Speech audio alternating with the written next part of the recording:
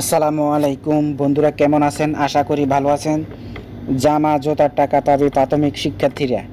6 মে প্রাথমিক বিদ্যালয় জামা জুতা ও ব্যাগ কেনার জন্য বছরের শুরুতে 1000 করে টাকা দেবে সরকার। উপবৃত্তির পাশাপাশি অর্থ দেওয়া হবে তাদের। মঙ্গলবার প্রাথমিক শিক্ষা অধিদপ্তর জারি করা আদেশ থেকে এই তথ্য জানা গেছে। প্রাথমিক শিক্ষার জন্য উপবৃত্তি প্রকল্পের মেয়াদ 2021 সাল পর্যন্ত বাড়িয়ে আদেশ জারি করে সরকার। আদেশে বলা হয়েছে, প্রাথমিক শিক্ষার জন্য উপবৃত্তি প্রদান প্রকল্পের 3য় পর্যায়ে 2য় সংশোধনী প্রধানমন্ত্রী অনুমোদন দিয়েছেন। সেই অনুযায়ী প্রকল্পের মেয়াদ 2021 সাল পর্যন্ত চলমান থাকবে।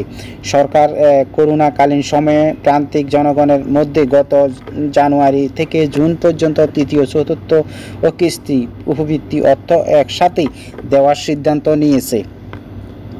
প্রধানমন্ত্রী বছরে প্রথমে প্রতি শিক্ষার্থীকে জামা জুতা ব্যাগ কিনতে 1000 টাকা করে কিউ অ্যালাউন্স দেওয়ার সিদ্ধান্ত নিয়েছে। এতে আরও বলা হয়েছে, আগামী 14 মের মধ্যে অবশ্যই গত জানুয়ারি থেকে জুন মাস এই 6 মাসের উপবৃত্তি অর্থ মোবাইল ব্যাংকিং মাধ্যমে বিতরণের জন্য সুবিধাভোগীদের তথ্য রূপালী ব্যাংক ও শিওর ক্যাশের পাঠালে আপলোড করার জন্য উপজেলা শিক্ষা কর্মকর্তাদের অনুরোধ করা হয়েছে।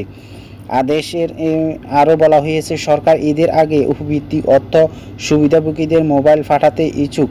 সুবিধাভোগীদের প্রয়োজনীয় তথ্য 14 মের মধ্যে রূপালী ব্যাংক পোর্টাল আপলোড করতে ব্যর্থ হলে সংশ্লিষ্ট উপজেলা শিক্ষা কর্মকর্তার বিরুদ্ধে কঠোর ব্যবস্থা নেওয়া হবে।